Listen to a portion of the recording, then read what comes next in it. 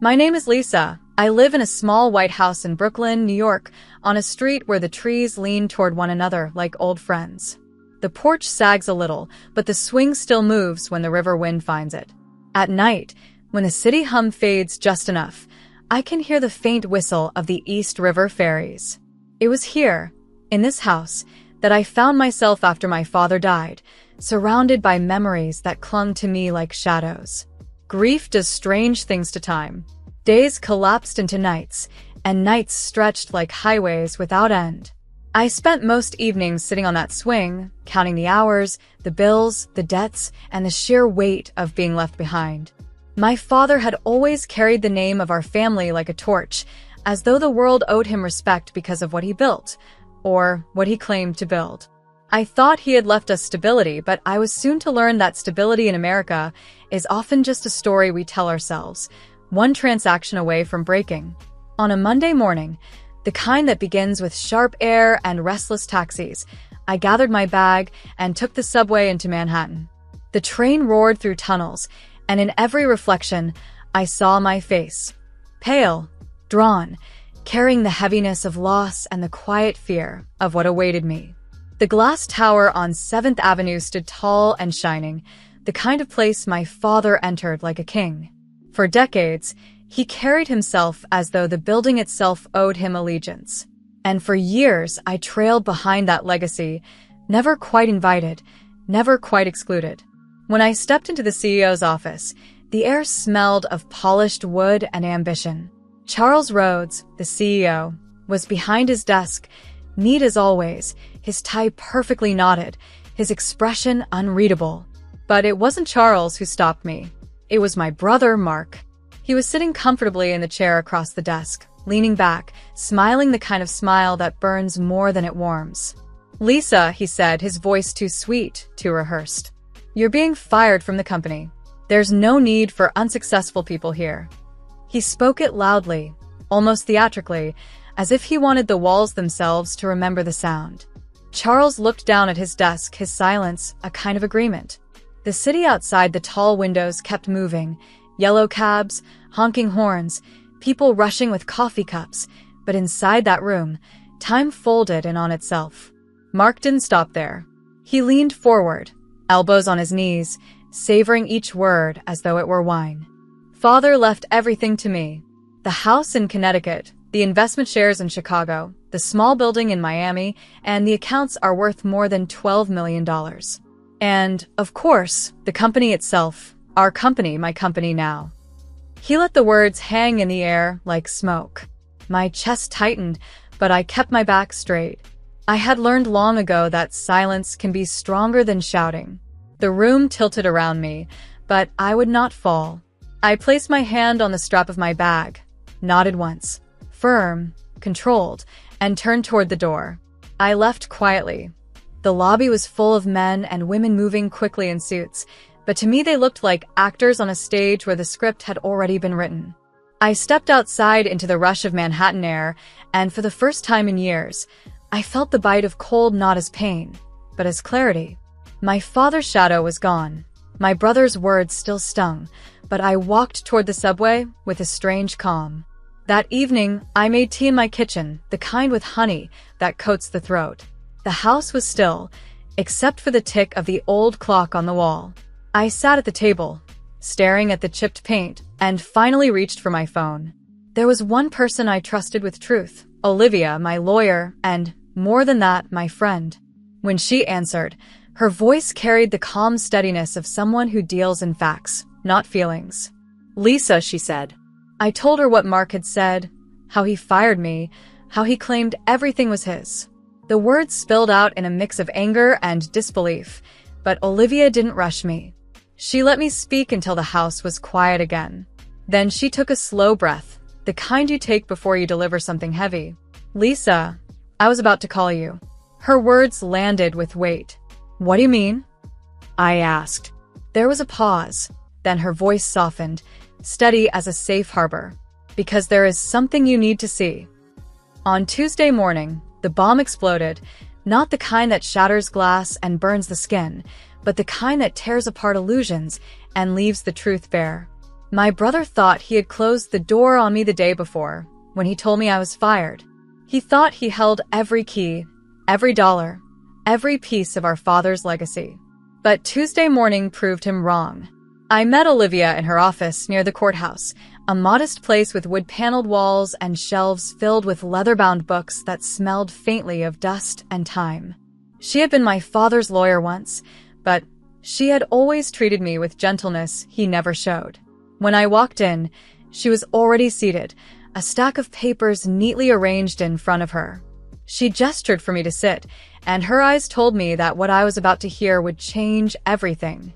"Lisa," she said softly, "before we speak of what your brother claimed, I need you to see this." She slid the first paper across the desk, the will my father had signed last year. I had seen a copy of it before, but reading it again felt like swallowing glass. My father had written Mark's name into nearly every line: the houses, the accounts, the cars, and most importantly, the company. I had been reduced to a few tokens: a painting, a ring, an empty gesture. My throat tightened as I read the familiar words. "Now," Olivia said, pulling a second stack closer. "This is the part no one has spoken of." The paper she laid before me was older, the edges slightly yellowed, the ink dry but firm. The handwriting was strong, deliberate, the kind of hand that came from a man who believed in permanence. At the top, it read, "The last will and testament of Grand Panna, my father's father." "This," Olivia continued, tapping the page, "is the original will, and it changes everything." I read slowly, line by line, afraid I might miss a single word. Unlike my father's will, this document named me directly. Grand Panna had written my name with certainty, leaving me not scraps or tokens, but the very foundation of his legacy. The company, with all its holdings in New York, Chicago, and Miami, was mine. The rest of the estate, accounts worth millions, properties that stretched across cities, was placed in a trust for me to manage. I froze, staring at the paper. My father had always acted as though the company was his alone, as if he had built it out of sheer brilliance, fueled by charm and ambition. For years, I lived in his shadow, believing that I was lucky to stand near the fire. But the ink told another story. The company was never his to begin with. It had always been mine. Olivia's voice pulled me back. "Your father either misunderstood or chose to ignore this. He believed Grand Panna gave everything to him, but he was wrong. The law recognizes the original document. The later paperwork your brother waved around cannot undo this. And once we present it to the board, they will have no choice but to honor it." Her words struck me like lightning. For so long, I had thought of myself as the outsider, the one pushed to the margins. I was the daughter who sat quietly at the table, who listened to business conversations without being invited to speak, who heard my father praise Mark's every move while dismissing mine as trivial. Now the truth stood in front of me. I was not the outsider. I was the heir. I stood and walked to the window. From there, I could see the courthouse steps and beyond them, the rhythm of America on the move. Buses groaned at the corners, trucks rumbled past, and people hurried with their coffee cups, each chasing their own small piece of survival. For years, I had been a passenger in my own life, carried by other people's choices, drifting along in the wake of their power. But on that Tuesday, I felt the wheel in my hands for the first time.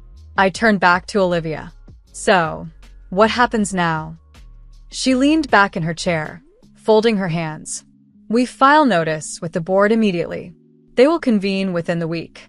You are, by every legal measure, the rightful owner of the company. Mark will be stripped of authority. He cannot contest this without making a fool of himself, and even then, the documents are ironclad. It will be a shock for him, but not nearly as much as it will be for you when you walk into that boardroom as the true heir." Her words made my stomach twist. Shock, yes, and fear, because power is not light to carry. But beneath the fear was something else, something long buried under grief and dismissal, a sense of justice. I thought of my father's office in the tower, the cold way Charles looked at me yesterday, the cruel smile on Mark's face. They had dismissed me as unsuccessful, unnecessary, a woman unfit to stand in the same room. Now I held the very proof that the empire they bowed to had been placed in my hands years ago. When I sat back down, Olivia slid another paper toward me. This is your appointment as trustee of the estate. Sign here, and we begin the process. I picked up the pen. My hand trembled, but not from weakness. It trembled from the weight of knowing that once I signed, everything would change. Mark would lose the cars, the accounts, the illusion of power he had wrapped around himself. I would gain not only control of the company, but also the responsibility of shaping its future. The tip of the pen touched the page, and I signed my name. For a long moment, I simply stared at the black letters on white paper, letters that bound me to a legacy older than my own memory. I thought of Grand Pana, stern, distant, yet deliberate. Perhaps he had seen me clearly than my father ever did. Perhaps he had known that one day I would have to stand alone and lead. Olivia gathered the papers and placed them carefully in her case. "It begins now," she said. As I left her office, the wind outside was sharper, cutting against my coat, but I didn't pull it tighter. I let the cold hit my face. The city looked different, the streets brighter, the people clearer, as though a fog had lifted. For the first time, I wasn't walking in someone else's story.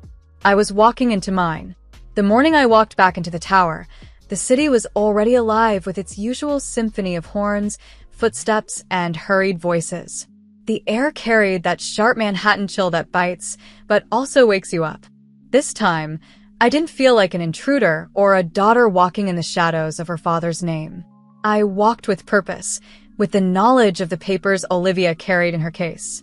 I wore a navy dress, simple but strong, and flats that did not slip. It wasn't a costume or an armor. It was me, as I was meant to be. At the revolving doors, I caught my reflection in the glass, tired but steady. For the first time, I believed I belonged inside.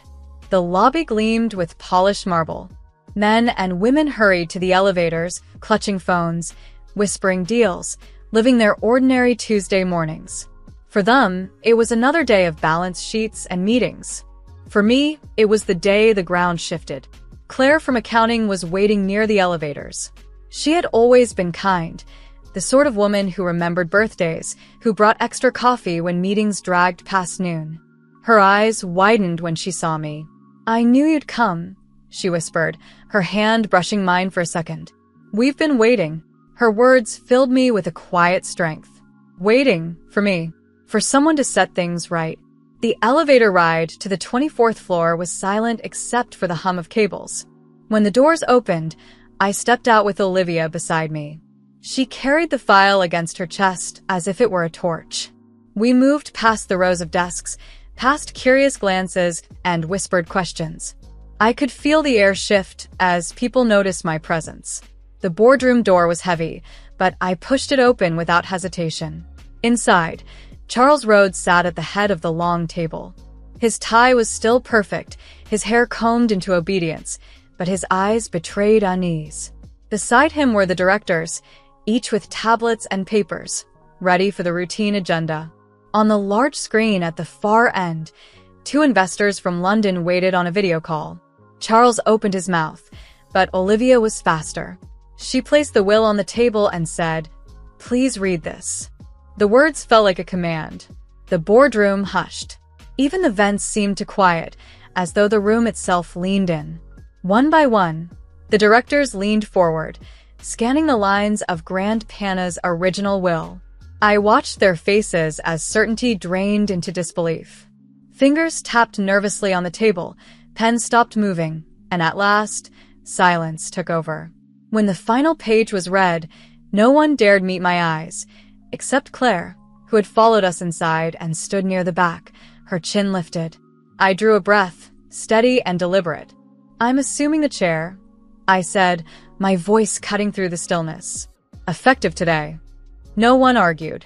Not Charles. Not the men on the screen from London who had invested £6 million the previous quarter. Not the bank officer from Boston who had flown in to oversee the company's loan negotiations. The papers left no room for debate. The company, its offices in New York, its trucks in Chicago, its leases in Los Angeles, was mine. I felt the weight of generations settle on my shoulders, but it did not crush me. It steadied me. "Bring in my brother," I said. 2 security officers stepped out and returned moments later with Mark. He entered the boardroom with that same hard smile he wore yesterday, the one that stung like a slap. But when his eyes fell on the papers spread across the table, the smile slipped, slow and unsteady, like ice melting under a hot sun. "You fired me yesterday," I said, locking eyes with him. "Today, I'm ending your role. Clean out your office. The driver will take you home. The company car stays." His mouth opened, his hands twitching as if he wanted to grab something that was no longer there. "Lisa, No," I said firmly. "Not today." The silence after my words was louder than his protests could have been. The directors looked away. The investors said nothing. For once, my brother was not the center of the room. I was. I signed 2 forms that Olivia had prepared. One stripped Mark of all company access, email, accounts, authority. The other appointed Claire as interim chief operating officer with a salary of $450,000. Claire blinked rapidly, tears shining in her eyes, but she nodded. She had always been the quiet backbone of the finance department, and now she would have the authority to match her integrity. Mark's face twisted, somewhere between anger and disbelief. He turned to Charles, but Charles's eyes stayed fixed on the table. No one came to his rescue. He was alone now. "Take him out," I said softly, and the security officers guided him toward the door. He didn't fight them. He just stared at me with eyes that begged for something I would not give. When the door closed behind him, I looked at the board. "This company will not be run on ego or deceit," I said. "We will run it with care and with clear books. We will honor every dollar and every hour worked. If you stay, you commit to this standard. If not, step aside." No one moved. No one spoke against me. The silence, once heavy, now felt like assent. By evening, I was back on my porch in Brooklyn. The city lights glowed against the horizon, and the wind moved the swing gently, as if the house itself knew something had shifted. I sat with a notebook and wrote a message to the staff. "We will rebuild. We will be honest. Tomorrow we meet at 9 a.m. Bring ideas. Bring heart." I closed the notebook and set it on the table beside my tea. For the first time in years, I felt the ground beneath me was steady, not because it was easy, but because it was mine. The night was quiet except for the faint hum of traffic, and I thought of Grand Pana, of my father, of all the men who had held the keys before me. They had carried power like a shield. I would carry it differently, like a responsibility. And as I looked out at the city, I knew this was only the beginning. The weeks that followed were not calm, but they were clear. Leading a company is like standing in the middle of a storm and deciding where the lightning should strike. Every day brought decisions that carried weight. What to cut, what to build, whom to trust. Yet in that storm, there was also sunrise, new beginnings that lit up what had once been hidden. We opened the books with honest eyes. What we found was worse than I had imagined. My father had spent millions on vanity projects in Miami, expensive offices with glass walls that no one worked in, cars leased for executives who rarely visited, dinners that cost more than some of our workers made in a month. It was rot disguised as luxury. I made the choice quickly. We ended those contracts and moved the money into fair pay for our teams. It wasn't glamorous, but it was necessary. The debts were heavy, too, more than $2,300,000 hanging over us like storm clouds. Some on the board whispered that we should hide it, delay the reckoning, pretend the rain was just a drizzle. But I refused. We faced it head-on. Within weeks, we had restructured payments, sold off wasteful assets, and begun paying down the debt. For the first time in years, our books reflected reality, not illusion. Word spread, quietly at first, then louder. Our partners in Europe, investors who had grown weary of my father's showmanship, sent a short email that made me smile. It said only, "At last cents." For them, it was proof that America could produce more than ego. It could produce honesty. But outside the boardroom, the story took a more personal turn. One night, I heard a knock at my door. My house in Brooklyn, small and steady, had become my refuge. The porch light cast a soft glow as I opened the door and found Mark standing there.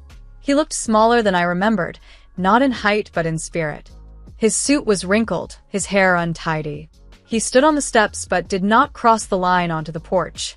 It was as if he knew this was no longer his space. "Lisa," he said, his voice low. "I'm sorry." The words hung heavy between us. For years, he had never spoken them. Not to me, not to anyone. He had always believed power was his shield, that he could cut with words and never bleed himself. But now, standing there, he looked wounded. "I thought power would make me strong," he admitted, his eyes downcast. "But it only made me hungry. Always hungry. Now I have nothing. No car. No driver. I had to sell my watch for $4,200 just to pay rent this month." His voice cracked on the last word. He looked up then, his eyes searching mine. "Help me, Lisa. Please." The silence between us stretched long. I thought of the boy he once was, the brother who had played with me in the yard before ambition took him. I thought of the man he had become, the one who smiled in the CEO's office as he told me I was fired. "I won't punish you," I said at last. My voice was steady, but not unkind. "But I won't save you either. You need to learn, Mark. And so do the ones who are listening to this story, the viewers who believe there is always an easy turn. There is no easy turn. There is only the right turn, and you make it with your own hands." He nodded once, slowly, as if each movement cost him something.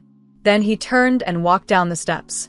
The streetlights flickered on one by one, glowing like slow stars. I watched until he disappeared into the shadows. I went back inside. The house was quiet, but it did not feel empty. The walls seemed to breathe with me, steady and calm. At the kitchen table, I pulled out a notebook and began to write plans for the morning. A new training program in Chicago, where young workers need skills to rise higher. A childcare grant for staff in New York, so mothers and fathers could work without fear of choosing between family and survival.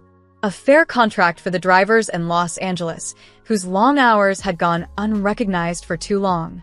A visit to the small plant near the river, where old machines still clattered and old hands still guided them like instruments of music. I wrote each plan carefully, placing numbers beside them in dollars and pounds, balancing the budget like a scale until it sat level. It wasn't perfect, but it was honest. Honesty, I realized, was the rarest currency of all. When I finished, I closed the notebook and let my hand rest on the cover. I looked around my house, the small living room with its worn couch, the kitchen that smelled faintly of tea and wood, the porch swing waiting outside. It was not a mansion in Connecticut or a tower on 7th Avenue. But it was mine, just as the company was mine now, just as my story was mine to tell. And this is my story. I am the one telling it, in my own voice, in simple words, from a porch in America. I did not ask to hold the keys. I did not beg for this path. But when the door opened, I walked through it. Step by step, I built my place not on promises, but on truth. Mark's lesson was his to learn. Mine was different. Mine was knowing that legacy is not about what you inherit, but what you choose to build once it's in your hands. The storm had not ended. There would be more debts, more betrayals, more nights of fear. But I was no longer the quiet daughter in the shadows. I was the woman who carried the torch, not for show, but for light. And so I keep walking step by step, not quiet anymore.